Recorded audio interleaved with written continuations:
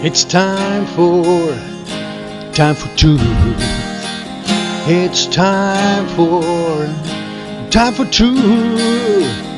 It's time for truth.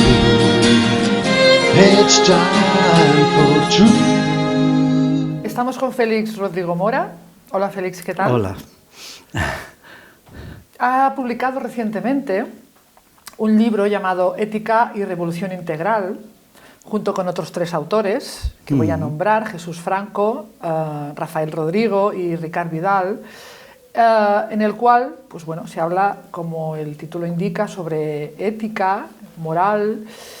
Yo, que estuve en la presentación hace un par de días, lo vi más, o lo recojo más, como un libro espiritual. Y posteriormente, reflexionando sobre ello, sobre un libro que da pautas para autoconstruirse como personas. Entonces, por eso le he propuesto esta pieza sobre el tema ético-espiritual, o como se quiera llamar, porque aquí en Europa últimamente estamos muy acostumbrados a la espiritualidad oriental. Es lo que está más de moda, lo que más se vende, lo que nos parece que es más, no sé, propio. Y me ha sorprendido ver una visión distinta de la espiritualidad, que es la propia espiritualidad que proviene de Occidente, que es, bueno, en principio nuestro origen. Félix, ¿sería lo mismo ética y espiritualidad o...? Pues exactamente lo mismo no es, pero la ética marca la conducta. La ética, sobre todo, son normas de conducta, y eso es lo que significa la palabra. ¿Autoimpuestas? Sí, la ética siempre es impuesta. Si autoimpuesta, si es impuesta desde fuera, entonces se convierte en normas coercitivas del derecho. Vale, o sea, ética sería lo que no sería el derecho legal. Exactamente. Sería claro. Cómo decidimos nosotros comportarnos. Sí. O como una sociedad promueve un tipo de comportamiento, pero por procedimientos no coercitivos. ¿No? Y la espiritualidad, pues es lo que afecta a la vida del espíritu. Es una palabra difícil de definir, pero bueno, pues podemos dejarla en su definición e irla definiendo a lo largo de esta conversación. A mí me ha impactado mucho el concepto, creo que es un concepto central en todo tu discurso, que es el concepto de la virtud personal. Es una palabra, un concepto que se repite en todo tu discurso, en todos tus libros, sea cual sea el tema que estés tratando, ¿no? Entonces, por ejemplo, dices: la lucha por una sociedad ética tiene que realizarse desde, con, por y para la libertad, entendida como libertad razonable, libertad finita, libertad en su contexto, libertad impregnada de moralidad, libertad con deberes axiológicos, libertad con el otro y con afecto al otro, libertad con servicio y libertad con responsabilidad. Renunciar al poder y renunciar a la abundancia material privatizada son las precondiciones de la virtud personal. ¿Qué entiendes por virtud? Una palabra tan, al parecer, anticuada. Pues sí, está anticuada. Eso es cierto.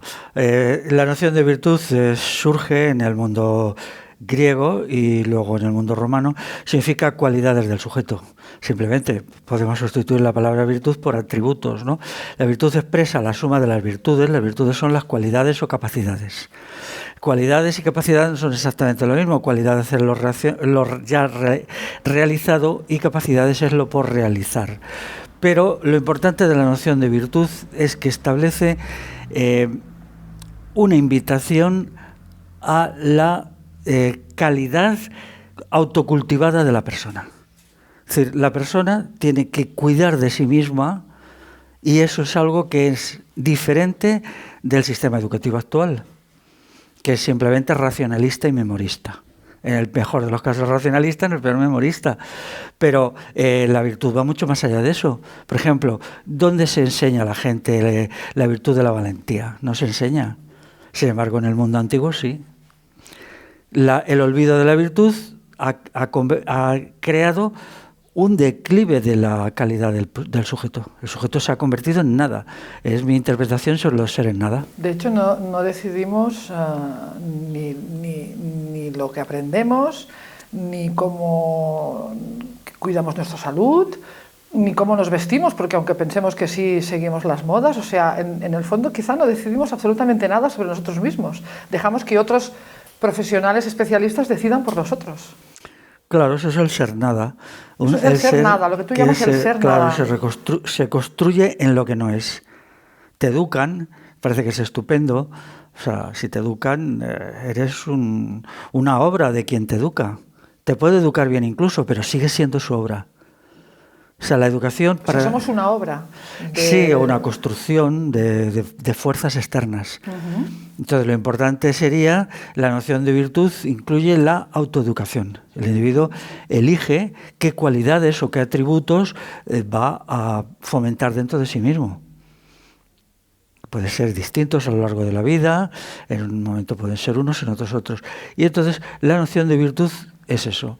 Inicialmente, esto lo explico yo en mi libro La democracia y el triunfo del Estado, la palabra virtud significa fuerza.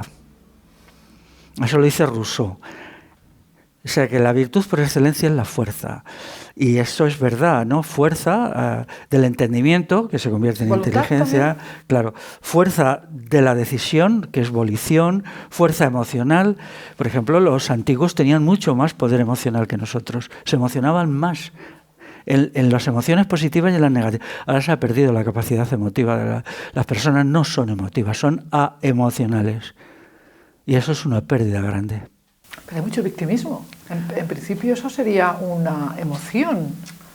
Sí, el victimismo es considerarse también como reacción de algo, ¿no? Me hacen esto y yo entonces respondo. Cuando lo que uno tiene que hacer es decir, ¿qué quiero ser? No lo que me hacen, ¿no? Incluso si te hacen cosas, pues... El victimismo es una renuncia a ser. O sea, es actuar a la contra. Actuar a la contra de lo que te van haciendo. Aparte que en general la gente que va de victimista es porque quiere ser verdugos. Alguien ha dicho que el peor verdugo es el victimista. Quizá porque estamos tan vacíos es porque ahora está tan en auge la espiritualidad. Porque estamos, en el fondo... echamos de menos algo que no tenemos, ¿no? Y estamos buscando. Pero, bueno, tú, por ejemplo, dices, al lado de la espiritualidad verdadera, que es plural y variada, están los sucedáneos de la vida anímica, comercializados en el denominado supermercado espiritual. Me consta que has estado leyendo últimamente mucha literatura espiritual, o supongo que llamada de autocrecimiento personal, o no sé. Y creo que has adoptado una postura un poco crítica y tienes una visión un poco diferente de la que nos venden.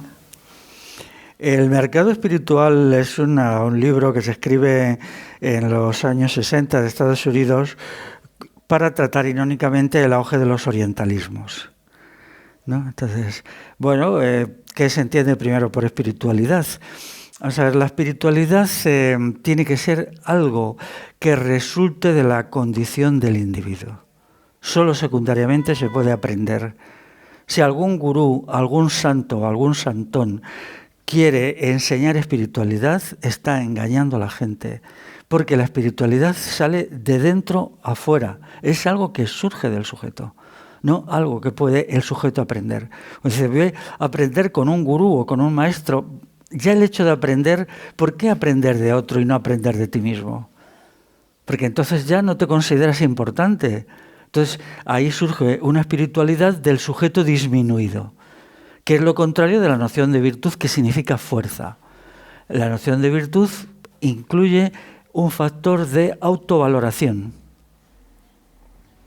pero no una valoración narcisista, es ridículo el narcisismo.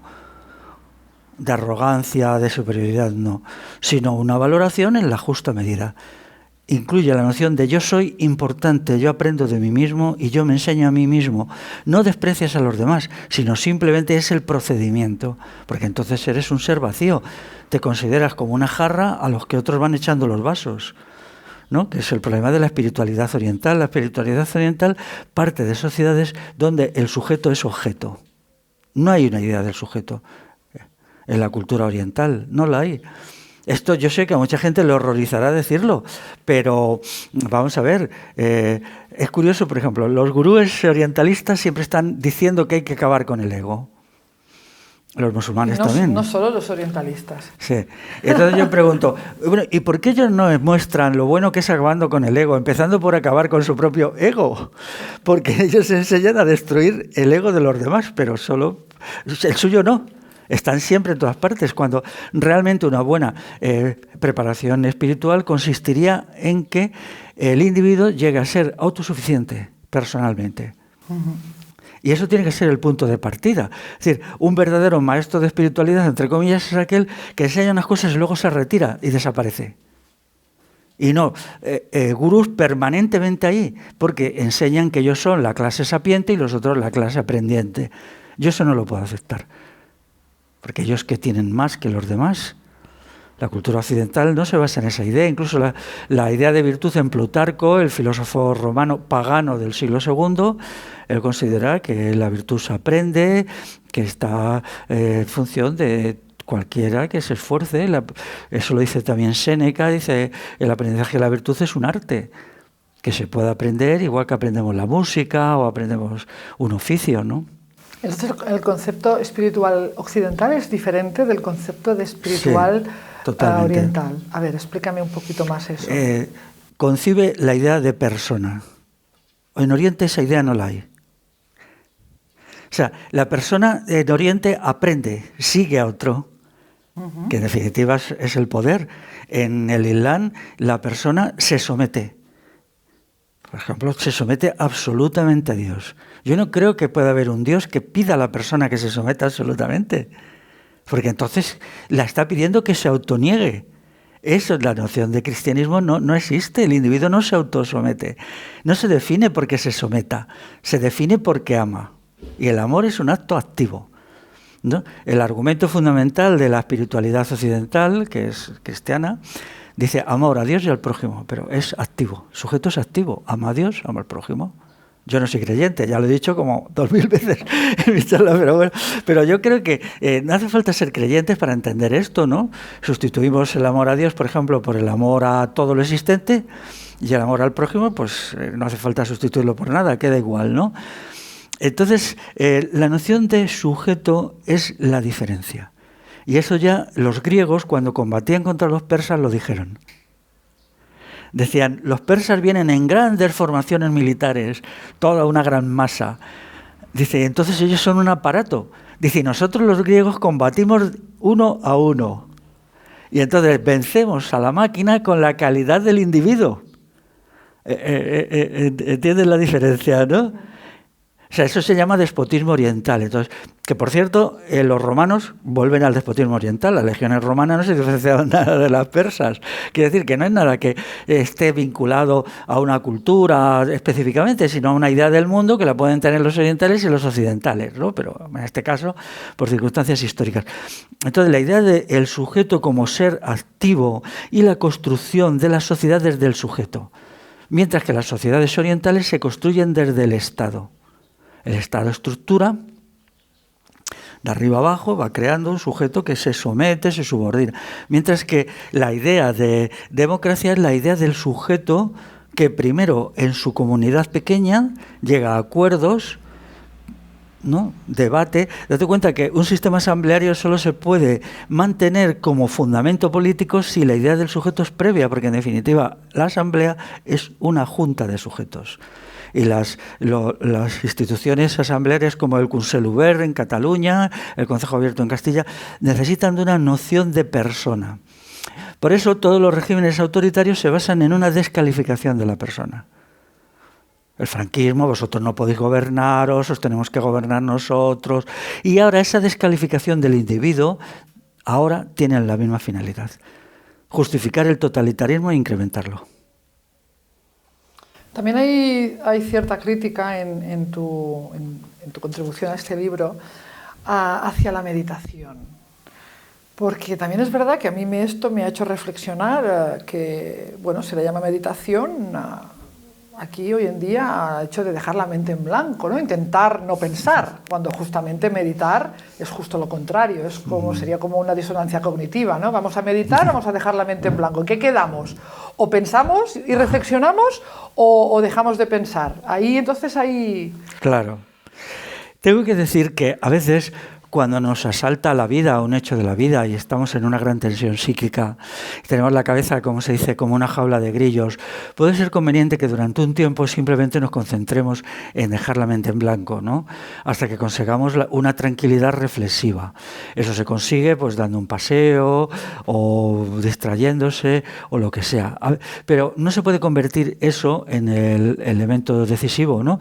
Una vez que hemos recuperado la serenidad, que ya no estamos angustiados, agobiados o muy preocupados, tenemos que iniciar el proceso de puesta en marcha de la totalidad de los elementos espirituales del ser humano. El ser humano es emotivo, pero también es reflexivo. No puede haber una mutilación de la parte reflexiva. Y también es volitivo, o sea, la voluntad, ¿no? Es sensitivo. O sea, la espiritualidad humana es muy compleja. Incluye la memoria, que casi siempre se olvida, es muy importante ejercitarla. Incluye, por ejemplo, el sentido del humor, porque no tomarse la vida con un poquito de sorna y socarronería está bien, ¿no? Entonces, esos son, digamos, cualidades espirituales secundarias. Las más importantes son la sensibilidad, la inteligencia, la voluntad y la convivencia. La convivencia también se cultiva. Es decir, dentro del proyecto de virtud puede haber una idea de decir, bien, yo quiero ser una persona convivencial, que es lo contrario de ser agresiva, ser insociable o tal, ¿no? Entonces, mientras que la espiritualidad oriental renuncia al acto de pensar, porque el pensamiento produce dolor. Y entonces simplemente deja tu mente en blanco y vive en un mundo de, no sé cómo, de la nada, ¿no? Eso tampoco es tan propio de Oriente. En Occidente es el epicureísmo. El epicureísmo es renuncia a todas las preocupaciones, no te lo dicen con la mente en blanco, pero el epicureísmo ya fue criticado en la antigua Grecia porque era una filosofía de la muerte. Algunos se reían de ella y decían, claro, cuando estés muerto, pues no tienes problemas, porque no te suicidas, ¿no? El epicureísmo es bastante negativa y las filosofías orientales se aproximan mucho, ¿no? Y todo está vinculado a la idea de la felicidad, ¿no? Yo creo que la felicidad no es una meta. Bueno, la felicidad no es posible. Los seres humanos tenemos momentos de felicidad. Y entonces cuando llega el dolor nos visita de vez en cuando en la vida. Sí o sí. Ahora, luego hay un momento menos, luego hay otro, tal, ¿no? Entonces hay que comprender que el dolor tiene un componente positivo, ¿no? Y a veces dices, ahora me ha llegado la época del dolor y tengo que saber vivir el dolor. Y ya está. Y entonces el dolor te ejercita la fortaleza del ánimo, ¿no? Y entonces, ahora, por ejemplo, a la gente, a los adolescentes, que se les impide tener vinculación con el dolor. Eso es horrible, ¿no? Y entonces el dolor no está... Pero incluso la gente que te dice, nosotros tenemos un procedimiento espiritual para darte la felicidad. Imposible. Tendréis dolor igual. La vida humana tiene una tasa de dolor, igual que tiene una tasa de placer. Cada vez que tenemos hambre y nos bebemos un vaso de agua es placentero, ya está. Si son cosas naturales, ¿por qué todo el lío este? ¿Es la bondad una virtud? La bondad ahora está muy de moda. No es una virtud. La bondad es una degradación de la virtud, de la misma manera que el azúcar de la caña es una degeneración de la caña. O sea, cuando comes caña no está tan dulce como el azúcar, ¿no? Y entonces se ha extraído de ahí el azúcar, la melaza, y entonces se ha convertido en algo que a veces a mí los sabores dulces no me gustan mucho, pero... Vamos a ver, la bondad se basa en criterios que le faltan el respeto al otro, porque yo soy bondadoso porque ayudo. Un momento, no ayudes, deja que las personas se realicen solas. O sea, solo hay que ayudar cuando estás seguro de que la otra persona no es capaz de hacerlo por sí mismo. O sea, la concepción paternalista del mundo es peligrosa. El individuo se construye en las dificultades. Deja que la gente viva sus dificultades y su mundo. ¿no? Y confía. Es un acto de amor no ayudar porque confías en que esa persona lo va a resolver por sí misma.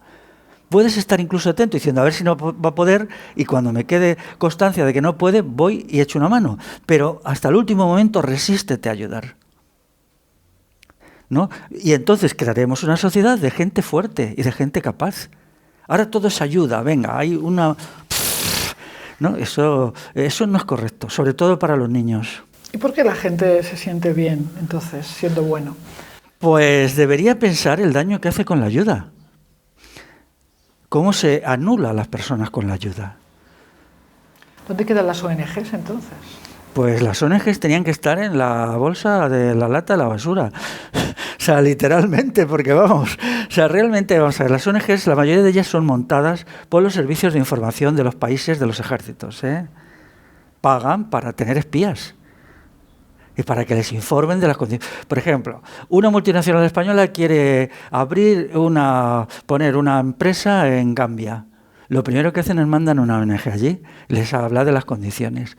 Esta idea del buenismo es en realidad bastante funesta, ¿no? Y ya hay todo un movimiento de rechazo de las ONGs. No quiero decir que la gente que va a las ONGs lo hace con mala intención, lo hace con buena, pero también yo a veces los que he tratado me parecen muy arrogantes porque me dan por preguntar, ¿por qué crees tú que eres más capaz que la persona que ayudas? ¿Por qué?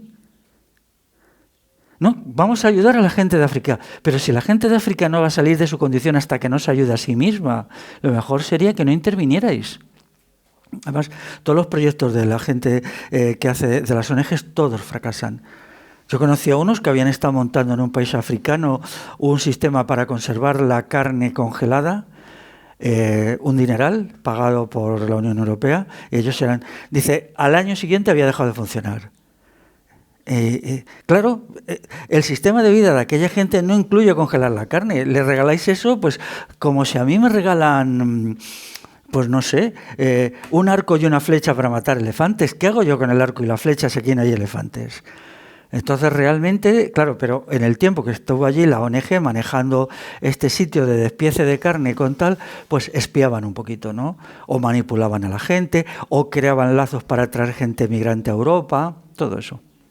Quizás es que es más fácil intentar arreglar a los demás que arreglarnos a nosotros, ¿no? Claro. Hay una clase media que es muy arrogante, que ellos están convencidos que les han elegido el destino para dirigir a los demás. Entonces, mi cuestión es, antes de ayudar a los demás, ¿por qué no te ayudas a ti mismo? Cultivas un poco la virtud de la humildad, la virtud de aprender de los demás. Ellos van siempre a enseñar. Un momento, aprende de los demás, entiende, haz un acto de confianza en que esta población negra de no sé qué país puede. Si no lo haces porque no se le permite hacerlo, rompe los obstáculos que hacen que ellos estén allí sometidos, pero ellos son tan listos como tú. Y muchas veces no te lo dicen porque les da vergüenza decírtelo. O porque no saben decírtelo. Claro. Me hace mucha gracia cuando reformulas una formulación estoica que dice, muy conocida, que dice, retírate al interior de ti mismo y permanece ahí. Y tú dices, retírate al interior de ti mismo para construirte y llegar a ser, no solo para permanecer, ¿no? Entonces, vamos a autoconstruirnos, que es lo que no hemos aprendido. Ya no voy a decir lo que no nos han enseñado, sino lo que no hemos aprendido. Claro. ¿Por dónde empezamos? Pues por donde quieras. Pero sí hay una cuestión. Mira, la noción de sujeto incluye la noción de autoconstrucción. Y ese es el fundamento también de una sociedad libre. Porque si individuos libres... Si no somos el sujeto de otro. De otros, efectivamente. Propios... Y es mejor ser menos autoconstruyéndose que ser más siendo construido desde fuera. Es verdad que en muchas cosas no. Por ejemplo, si aprendes un oficio, tienes que aprenderlo de alguien. Pero hay ciertas cuestiones que no se aprenden, que están dentro de las capacidades de la persona, de todas las personas por serlo. Una pequeña cita del libro, página 49. La grandeza de nuestras mentes determina nuestra grandeza como personas. Según lo que deseamos lograr, así nos construimos y así somos. Claro, también la grandeza de los fines que nos proponemos es decisiva. Hay personas que dicen, bueno, yo me voy a proponer fines pequeños porque no me siento capaz para más. Eso es una infravaloración muy propia de la sociedad occidental actual, que está pervertida en la cual al individuo se le enseña a ser nada. Entonces, yo lo vuelvo a decir, a ver, miraos en un espejo todos los días y daros cuenta de lo importantes que sois, de vuestra grandeza y valía personal. No aceptéis los discursos de que sois inferiores y no sois capaces, pero luchad por eso, luchad por ser. La lucha por el ser es el acto decisivo que podemos hacer. Luchar por ser, pero ser tú. Eso no significa hostilidad hacia el otro, porque una parte de la verdadera construcción de ti mismo es construirte como sujeto convivencial. Entonces, el sujeto convivencial cumple unas normas relacionales que son complejas, pues puede ir desde la cortesía hasta en determinados momentos la ayuda, como no, pero también para estar al servicio de lo que se necesite, ¿no? Entonces, cuanto mayores sean las metas, mayor será tu valía, pero no te importe que tanto que no las consigas, porque lucha por ellas toda la vida. Pero si te marcas metas muy pequeñas, entonces eso no funciona. Claro, no estamos hablando de autoconstruirnos para estar solos, estamos hablando de autoconstruirnos para poder compartir, ¿no? Claro. Para poder convivir con los otros, que es lo más, al fin y al cabo es lo más importante, ¿no? Claro. El mundo romano, la noción de virtud romana no lo incluía, solo incluía el desarrollo de la inteligencia, la voluntad y la sensibilidad. Y luego, como complemento, la fortaleza física. Entonces, la aportación del desarrollo convivencial es una aportación del cristianismo. El cristianismo es una cosmovisión convivencial, que eso tiene algunos inconvenientes, ¿eh? Algún día me pondré y explicaré cómo el cristianismo también tiene algún punto débil, como cosmovisión. Es lógico, es una obra humana, para mí es una obra humana, ¿no? Y también incluye mucho la fortaleza física.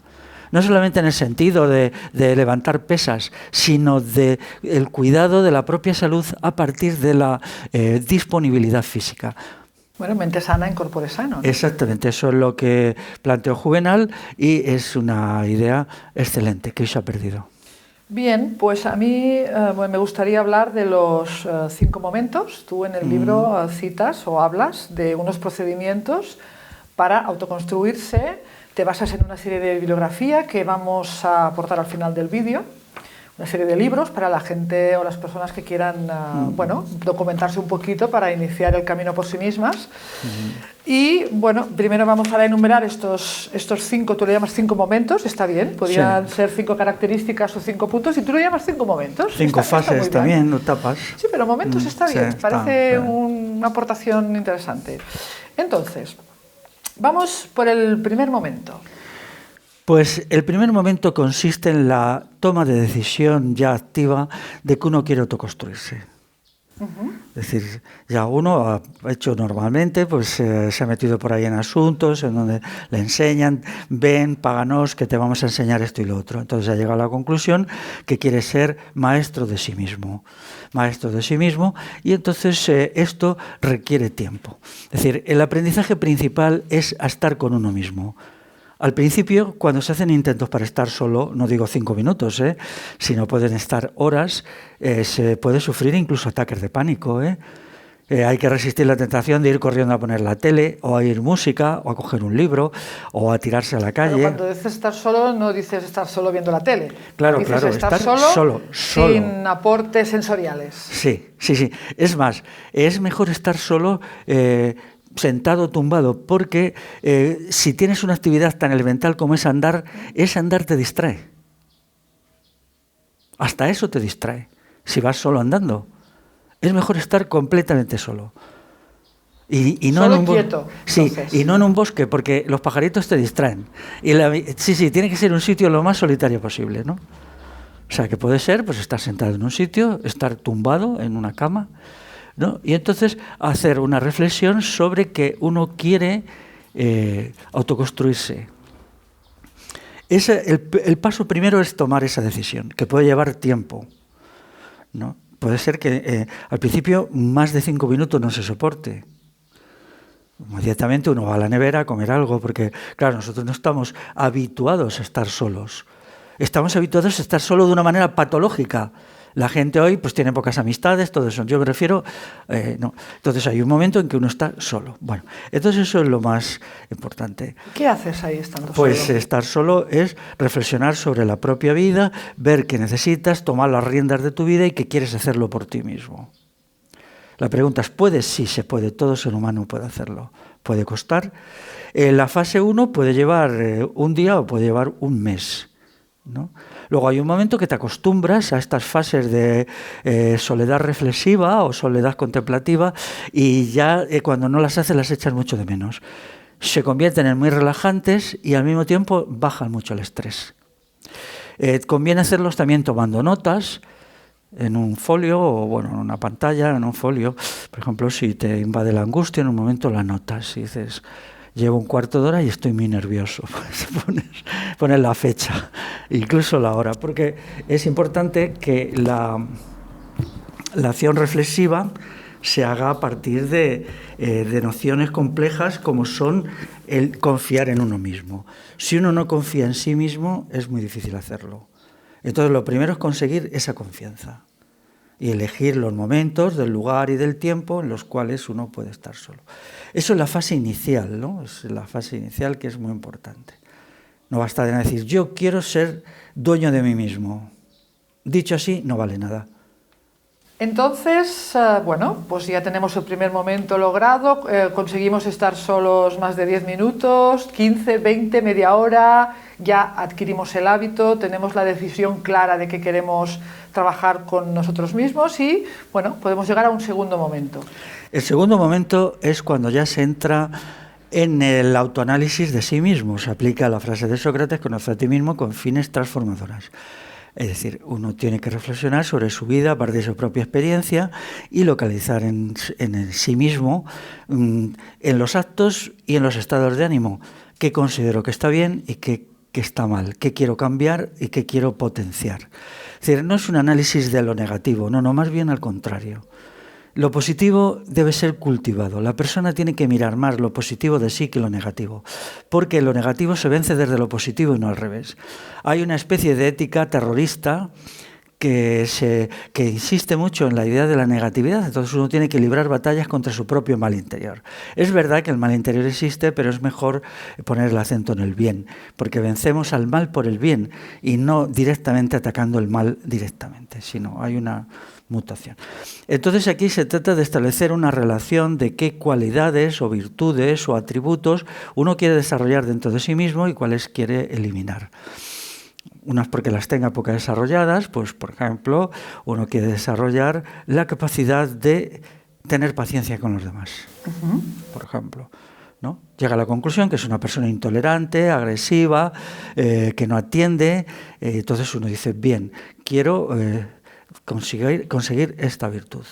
Otra cuestión puede ser, es decir, me dedico demasiado a disfrutar de la comida, quiero establecer un criterio de autodominio en la comida. Punto número 2, dominar mis tendencias a los excesos en el gusto. Un punto 3 puede ser, soy reflexivo, no pienso suficiente. El punto 3 es muy importante. Entonces, cuando uno elabora una lista, en el segundo momento, de las virtudes que quiere mantener y de los vicios que quiere erradicar. Sí. Erradicar o controlar. O controlar, erradicar, si es una palabra imposible, ¿no? Y tampoco es conveniente, porque los vicios, mientras existan en una pequeña proporción, forman parte de la condición humana. No, este terrorismo ético que existió en el pasado, yo no lo comparto. Hay una cuestión muy importante en este sistema, que es que a nosotros se nos educa en que todo lo tenemos que hacer a través de libros o a través de maestros espirituales. Ni libros ni maestros espirituales. Hay que leer algunas cositas, luego diremos, me parece son 14 libros, pero no es tan importante. Lo importante es tu propia sabiduría que está dentro de ti. Pero supongo que debemos ir uno por uno, ¿no? Virtud por virtud, porque si empezamos de golpe, ¡hala, voy a trabajar 5! Nos podemos dar de hostias, ¿no? Claro. Sí. El tercer momento es cuando ya se decide qué es lo más urgente. Vale. Entonces, primero los identificamos, digamos. Claro, los identificamos. Y luego ya decimos, bueno, vamos a ver qué hacemos. Claro. Y entonces uno elige, normalmente lo que hay que hacer es concentrarse en alguno. Y entonces estar un tiempo, que puede ser un mes, por ejemplo, decir, voy a estar un mes intentando desarrollar en mí esta cualidad, intentando erradicar en mí este defecto, ¿no? Y entonces, pues, Cuando se consigue, si es que se consigue, porque en este asunto las derrotas son más que los éxitos, hay que decirlo, pues entonces ya se pasa al segundo. Hay algunos casos en que dices, yo quiero desarrollar a la vez dos cualidades, dos virtudes. Bueno, se puede hacer, pero la dispersión de fuerzas también cuenta, ¿no? Si uno tiene mucha disposición de ánimo muy impetuoso, puede ser, ¿no? Pero si no, es mejor no hacerlo, ¿no? Porque hay una dispersión y hay un cierto descontrol. ¿Cuánto ¿no? tiempo, ya sé que es una pregunta completamente absurda, pero por tu experiencia y como seguro que lo has practicado esto en propia piel, ¿cuánto puede llevar a una persona o cuánto te llevaba a ti trabajar una virtud? Pues yo he tenido épocas, por ejemplo, un tiempo me interesaba mucho la voluntad. Entonces trabajaba mucho mi propia voluntad. Y nada, la voluntad, pues la filosofía estoica te enseña mucho. Consiste en hacer lo que no te gusta y no hacer lo que te gusta. Entonces te vas buscando fórmulas para eso, ¿no? Que esto no te gusta, lo haces. Que para lo hacer haces... cosas que no te gusten, Claro. Para trabajar la voluntad. Lo haces por voluntad. Claro. Y te lo impones a ti mismo. No, te impones lo que no te gusta y entonces desarrollas esa capacidad de someterte a un plan preconcebido sin tener en cuenta los gustos tuyos. Y entonces eso te da un gran dominio. El triunfo de la voluntad es muy agradable. ¿Para qué te puede servir eso? Pues para tener pues luego en las metas de la vida, pues entonces decides hacer una cosa y la haces. Sí. Lo que sea, lo que tú Sí, creas lo que sea, es sí. lo que tienes que hacer. Eso es... Aunque no te guste hacerlo, pero como decides que vas a hacer eso... Esto es muy propio de los deportistas. Y yo, es curioso que cuando yo he tratado con deportistas les parece muy bien, ¿no? Porque es lo que ellos hacen. Por ejemplo, alguien que tiene que entrenar. Entonces, si tienes que entrenar, no basta con que llegues allí un día y digas, no, es que hoy no tengo ganas. Tienes que tener una voluntad de hierro. Y ese día entrenar también. Y al día siguiente entrenar. Por ejemplo, cuando se hace carrera, se hace maratón. No puedo llegar y decir, yo tengo que hacer 10 kilómetros, tienes que hacerlo. En el kilómetro 7 te pueden entrar unas ganas locas de tumbarte y no seguir. Tienes que hacer los 10 kilómetros. Pase lo que pase, aunque haga 40 grados al sol o haya 5 grados bajo cero.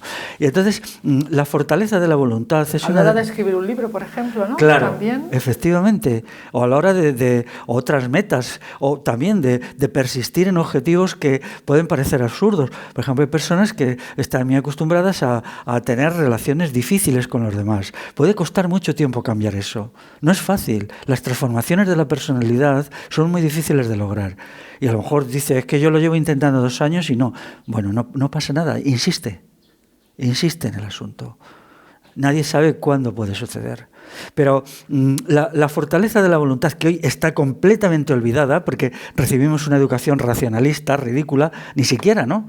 Cargan a la gente la cabeza así de datos que para eso está Internet, lo miras en Internet y ya está, ¿no?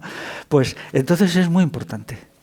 Y es lo mejor también de la filosofía moral occidental. Por ejemplo, el Plutarco es una filosofía de la voluntad. O la filosofía cínica, con la que yo he estado muy identificado, pues la filosofía cínica era la reducción del individuo a los placeres mínimos para ser de una fortaleza extrema. Y entonces prescindían de todo, ¿no? Dormían en el suelo, comían 4 cosas, iban descalzos, y todo por ser más fuertes. Eso es el ascetismo, ¿no? Sí, ¿Defiendes claro. esto Sí, hoy en día? Sí, claro. ¿Sí? ¿Te Sí, parece? de una forma moderada, sí. En una forma moderada. Claro, a veces puede resultar un poco ridículo, pero vamos a ver, el hedonismo debilita a las personas, eso está claro. O sea, yo estuve una vez en un gimnasio y tenían escritas muchas normas y yo iba por allí y ya me dirijo al dueño del gimnasio, porque era un gimnasio, al encargado, le digo, me habéis copiado ciertos criterios de mi blog. Y el tío se partía y dice, nosotros no nos interesa la filosofía, nosotros aquí venimos, tenemos que levantar pesas y es que, claro... Para ellos eran criterios muy realistas. Claro, sí, no olvides que mi blog se llama Esfuerzo y Servicio y el esfuerzo puede tener que me ha creado problemas ese nombre, porque la gente dice esfuerzo y servicio, pero puede tener una finalidad deportista, pero también puede ser muy interesante, por ejemplo, para llevar un huerto.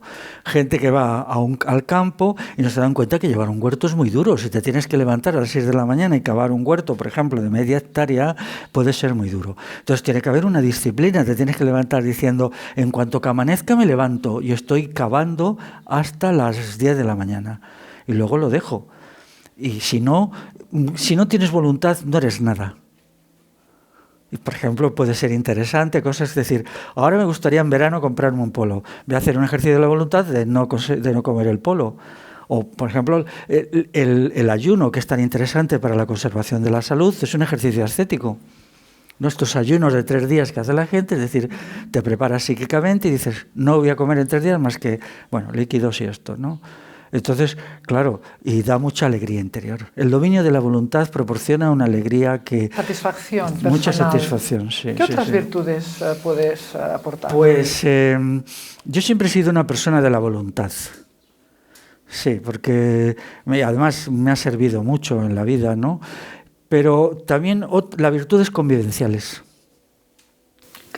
La tolerancia con los otros, claro. ¿no? Aunque pienses, lo más difícil quizá es, aunque tengas una persona delante que piensa completamente distinto, bueno, pues aceptar también el pensamiento diferente, ¿no? Claro, para el cultivo de las virtudes convivenciales hay que dividirlas a su vez en subvirtudes y establecer como un árbol que tiene una rama y luego ramitas, ¿no? Por ejemplo, una muy importante es una modificación interior para que uno no simplemente sonríe a la gente como te enseñan a las escuelas de negocios. No sonríes a la gente y tienes el puñal aquí y le das la puñalada, ¿no? En plan Maquiavelo. No. Tiene que ser algo que surja de dentro. No se sonríe con la boca, sino se sonríe con el corazón. Entonces eso es un cambio, eso es una modificación del estado anímico y a veces, claro, te crean problemas, hay gente que te entiende mal, te intenta estafar y cosas así, ¿no? También hay que tener siempre un poquito de reserva, ¿no? Siempre hay alguna gente así que se... Pero luego un cambio en la conciencia que te lleve a eso. Pero no, claro, no puede ser una sonrisa estúpida al estilo de las sectas estas. En segundo lugar, es importante también hacer los pequeños detalles de la vida. La convivencia se estropea por cosas banales. Pues quien no friega en la casa, en una convivencia, eso lo estropea todo. Entonces tú tienes ahí que decir, a ver, ¿cuándo me toca a mí fregar? Y lo voy a hacer, ¿no? También luego en los debates intentar no convencer. Eso es una cosa muy mala. Nosotros no convencemos, dialogamos. Incluso tú puedes saber perfectamente que la persona que te está diciendo algo no tiene ni idea. Y es legítimo que lo pienses, pero eso no tiene que llevar a considerar que lo que estoy diciendo es una bobada, porque a lo mejor en medio de 70 bobadas dice algo que es interesante y es una falta de respeto tratar así a las personas. Siempre ellos dialogan, tú das tu opinión y ellos dan su opinión, ya está. Y luego puede haber convencimiento o puede no haberlo. ¿No? Entonces tenemos que crear una sociedad donde el intercambio de convicciones resulte del juego.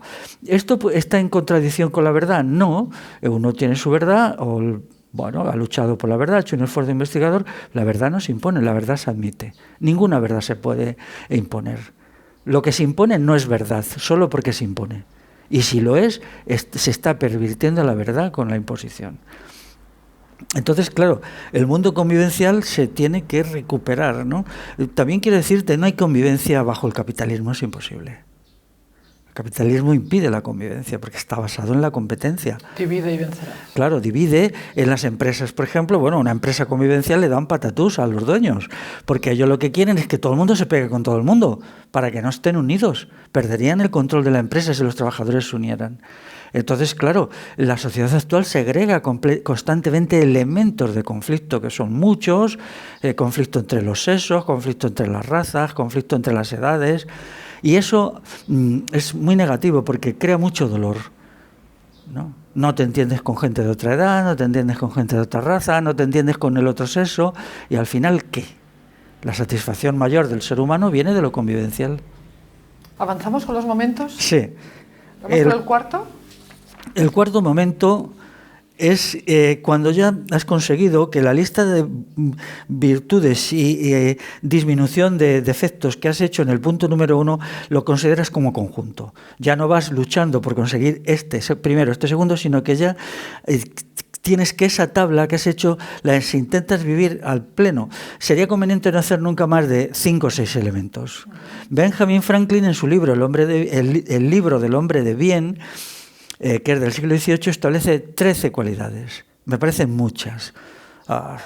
Franklin es que era un señor muy ambicioso. A mí me parece que con 5 ya van bien. Entonces, puede añadirse luego otras 3 o 4 secundarias. Entonces, esas 5 las intentas vivir durante un tiempo a la vez. Eso significa que tienes que hacer examen. En el punto 3 también de examen, un examen diario, o bien, a mí me parece un examen diario muy engorroso, mejor hacerlo cada 3 o 4 días o cada semana, y luego cada cierto tiempo tienes que apartarte y vivir a lo mejor un fin de semana completo.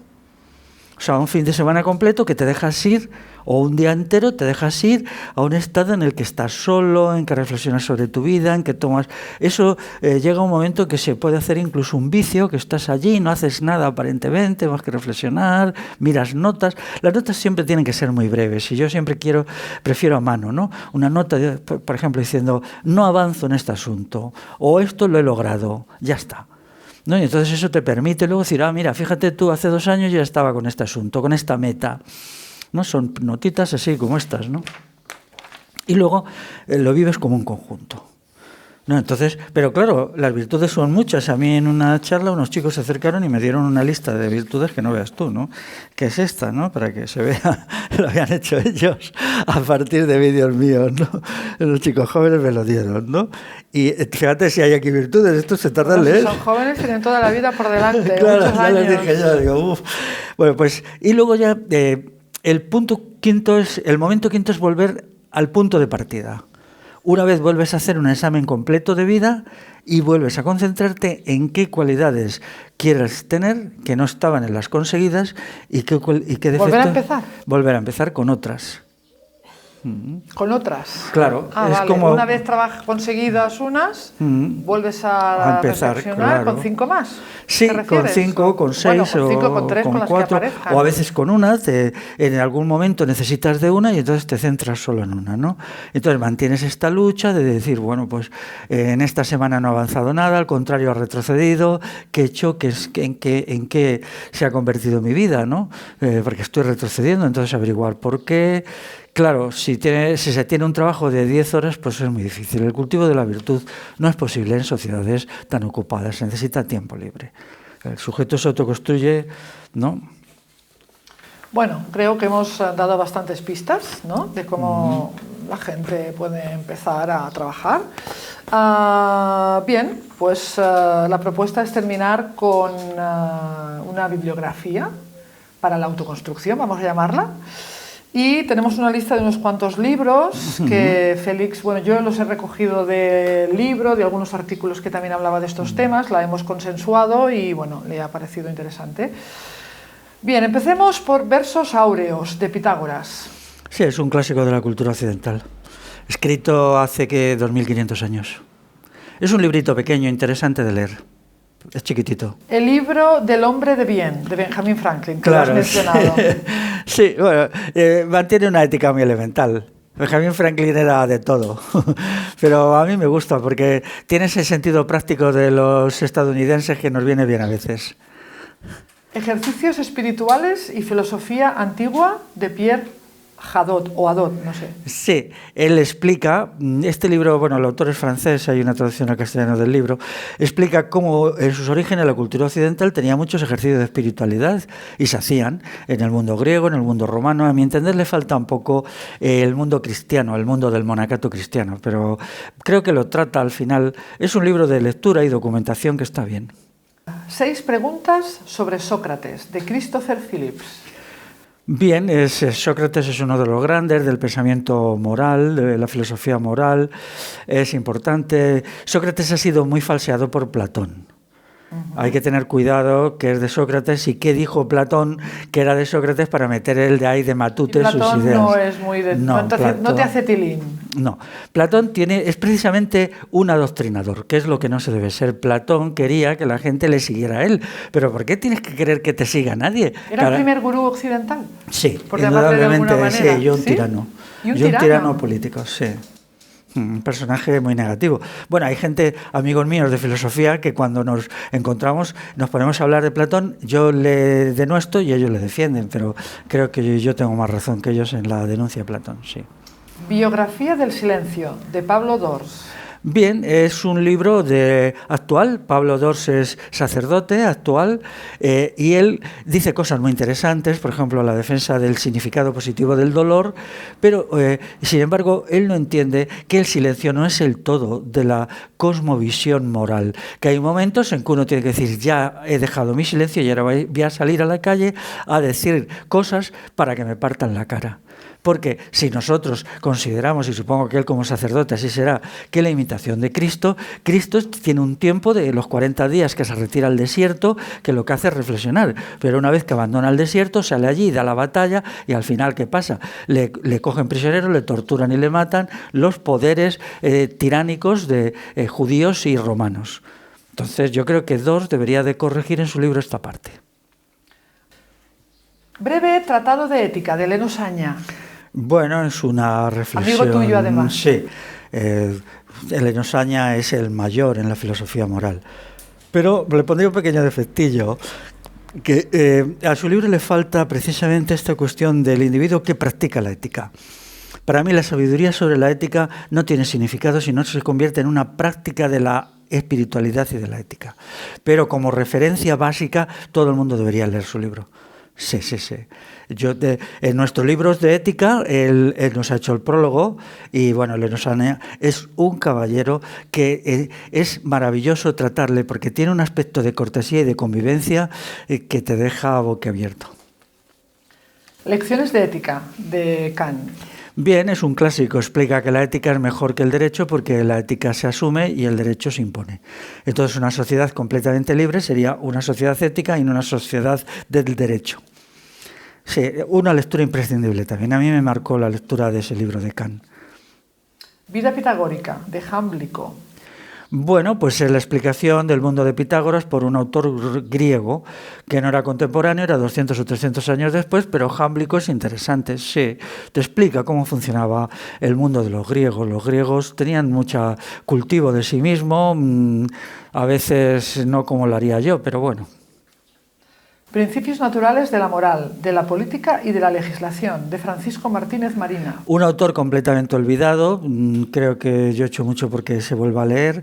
Él es un hombre del siglo XIX y entonces él establece que la política tiene que basarse en la moral. Entonces es muy importante. Él es un personaje de la Revolución Liberal, asturiano, él era asturiano, y entonces él batió todas las marcas porque fue perseguido por los absolutistas y por los liberales a la vez.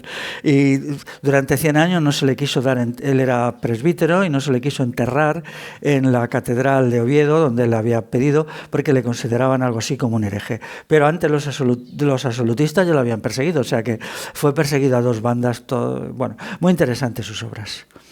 Enquiridión, de Epicteto. Es la obra clave del estoicismo.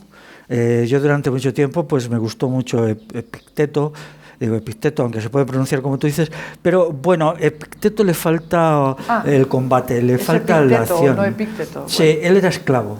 ¿Era esclavo? Era esclavo, sí. Entonces ¿En pues... Roma? Sí, él es del siglo I. Entonces él tenía esa cosa de los esclavos que no eran combativos, que no se atrevían y bueno, te dice cosas interesantes, pero hay que decirle, mira, la esclavitud es un horror y la esclavitud exige un combate y a veces la virtud consiste en tomar la espada. Y eso me gusta más los evangelios, porque en los evangelios hay un llamamiento. En el evangelio de San Lucas, cuando te dice, hay una frase de Cristo que dice, vended vuestro manto y tomad la espada. Eso es muy importante, muy importante. Y en Epicteto esa idea de combatividad no existe. Los deberes, de Cicerón. Es un gran libro para adolescentes. Durante siglos la cultura occidental ha educado a sus adolescentes leyendo los deberes de Cicerón. Él lo escribe para su sobrino, que tenía 15 años, y aunque no es el tipo de ética que yo quisiera, me parece una lectura interesante para chicos y chicas que estén entre los 14 y 16 años. Por supuesto, hoy nadie absolutamente lo lee, y muy probablemente el chico o la chica actual le dan los deberes de Cicerón y puede pasar cualquier cosa, ¿no? Pero bien, yo he visto gente que lo ha leído por sugerencia mía y les ha sido muy útil. Organiza muy bien tu vida y te enseña que en el mundo hay algo que se llama deberes y no solamente derechos. Simone Weil, que era... Eso es muy actual. Sí, Simone Weil también, a partir de la lectura de los deberes de Cicerón, dice aquello de que nos construyen más los deberes que los derechos. Y en cierta medida los derechos nos destruyen y los deberes nos construyen, y eso es una gran verdad. La primera epístola de San Juan. La primera epístola de San Juan y el Evangelio de San Juan es la cosmovisión del amor en su versión mayor, ¿no? Entonces a mí me gustaría que se leyera como un texto de validez universal y no solamente para los creyentes. Por cierto, los creyentes no lo leen, entonces a los que no somos creyentes lo leemos. Los creyentes no suelen leer esas cosas. Entonces es muy interesante leerlo, ¿no? Y sobre todo entenderlo y aplicarlo a la propia vida. Aplicarlo a la propia vida. La epístola es muy interesante y hay que ver el mandato del amor. El mandato del amor. El amor es el elemento fundamental y más organizador de la existencia. Y entonces esta aportación que hace el cristianismo, que es una ideología no europea, porque Palestina no es Europa, es decisiva, pero claro, ha sido muy manoseada a lo largo de los siglos. Entonces sería un gran hallazgo que en esos momentos de silencio, soledad y reflexión, cada persona encontrara su camino del amor a partir del Evangelio de San Juan y la epístola, reflexionando en la aplicación en su vida diaria. Porque el amor o es vivido o no es nada. El amor no es una emoción, o es una emoción que se vive. No solamente el amor hollywoodiense no, el amor es un quehacer, es una práctica y que te mete en líos muy gordos, ¿eh? La gente que quiera seguir el camino del amor acabará metido en líos gordísimos. Los Hechos de los Apóstoles. Los Hechos de los Apóstoles también es una realización de cómo vivían los apóstoles. También es un libro completamente olvidado, totalmente, ¿no? Y lo he puesto porque el otro día se me acercó un chico joven y me dijo, yo estoy leyendo los Hechos de los Apóstoles. Yo me vuelvo y le digo, ¿tú qué edad tienes? Me dice, 30 años. Digo, qué bárbaro. Dice, sí, lo he oído en un vídeo tuyo. Y digo, bueno, ¿qué conclusiones sacas? Dice, pues las propias de los Hechos de los Apóstoles, que hay que compartirlo todo, renunciar a la posesividad, crear un equipo convivencial y gobernarse a través de la asamblea y no a través de los gurús y las autoridades. Digo, pues sí, has entendido lo esencial. Digo, pues nada, a ver cuándo lo haces y esto ya me llamas. Claro, esa es la idea del monacato cristiano revolucionario, ¿no? Renunciamos al poder y renunciamos a la propiedad. Son los dos criterios esenciales y eso está en los Hechos de los Apóstoles. Escrito, por supuesto, según la mentalidad del siglo I, que era muy beata y muy mojigata, en el sentido religioso, pero claro, los libros son de un contexto. Quien lea los Hechos de los Apóstoles con la mentalidad del siglo XXI, pues se está equivocando, porque el siglo XXI no es el siglo I. Han pasado 2000 años y hay que saberlo leer en el contexto histórico en que se da.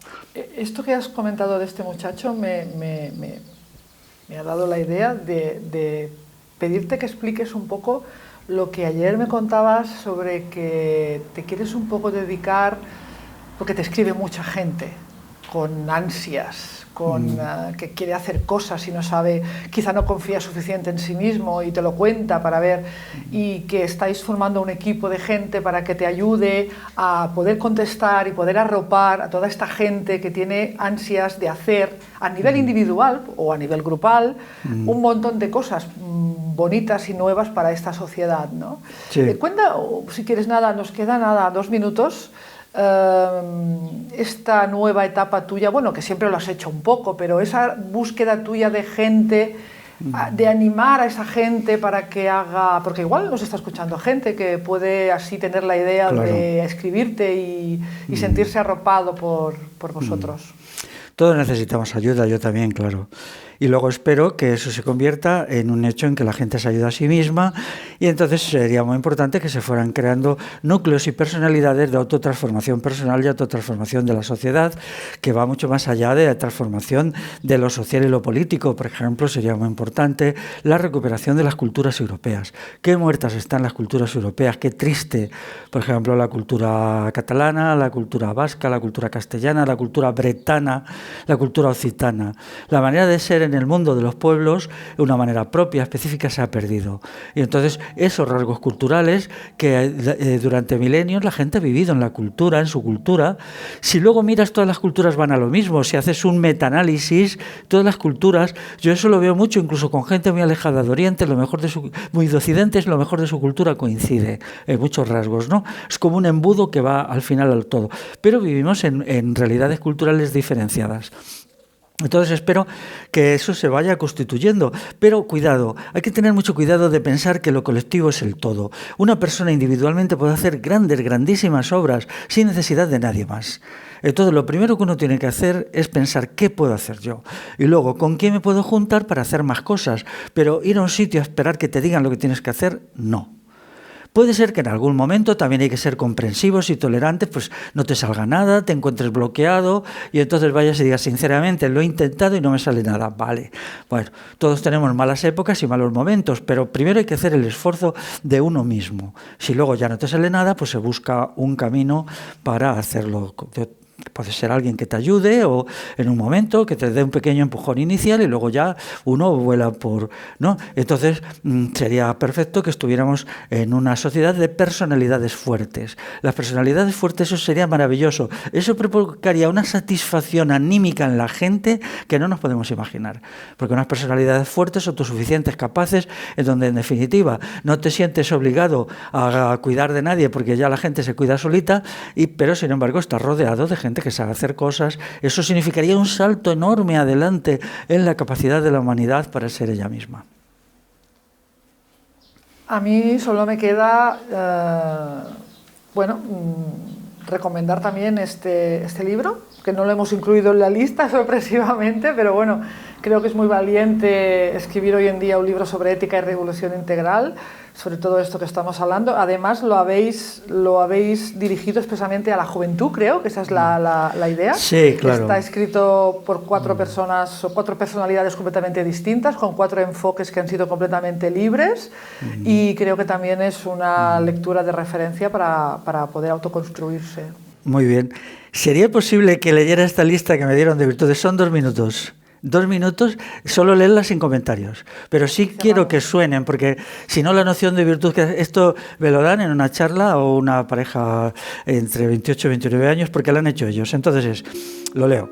Esfuerzo, servicio, dignidad, convivencia, generosidad, olvido de uno mismo, creatividad, responsabilidad, reflexión, análisis estratégico, verdad, belleza, sublimidad, combate al mal interior, fortaleza, valentía, templanza, renuncia, equidad, eticidad, deber, espiritualidad, mejora de vida interior, silencio, autosuficiencia, culpa, entusiasmo, bipartición, paciencia, sacrificio. Está subrayado con uno de estos la palabra autosuficiencia. Ya está. Chicos, suerte con la autoconstrucción. Muy bien, pues muchas gracias, Alice, una vez más, y estoy muy contento de lo que estamos haciendo. It's time for truth. It's time for truth. It's time for truth. It's time for truth.